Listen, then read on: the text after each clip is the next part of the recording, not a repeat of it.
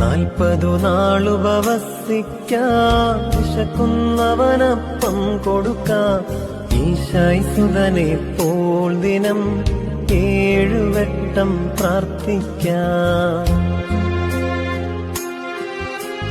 മോശയും ഏലിയാവും 40 ദിവസം നോമ്പെടുത്തു.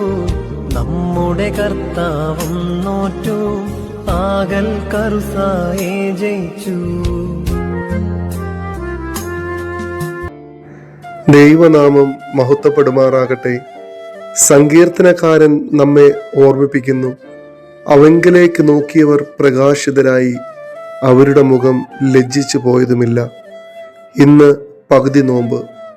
നോമ്പിന്റെ പകുതി ദിനങ്ങൾ നാം പിന്നിടുമ്പോൾ കൂടുതൽ പുണ്യം ആർജിക്കേണ്ടിയിരിക്കുന്നു.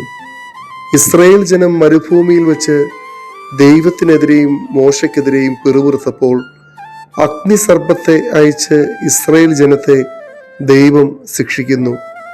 എന്നാൽ ജനം പശ്ചാത്താപത്തോട് അനുതപിച്ചപ്പോൾ മോശ ദൈവത്തോട് പ്രാർത്ഥിക്കുകയും ദൈവം മോശയോട് അരുളി ചെയ്ത പ്രകാരം ഒരു പിച്ചള സർപ്പത്തെ ഉണ്ടാക്കി ഇസ്രായേൽ പാളയത്തിന് നടുവിൽ നാട്ടി.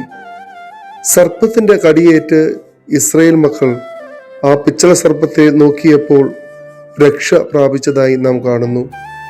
ആ സന്ദർഭത്തെ ഓർത്തുകൊണ്ടാണ് വിശുദ്ധ ദേവാലയത്തിൽ നാം കുരിശിനെ ദേവാലയത്തിന് നടുവിൽ നാട്ടുന്നത്. ആ കുരിശിനേക്ക് നോക്കി രക്ഷ പ്രാപിക്കുവാൻ നമുക്ക് ഇടയാകണം.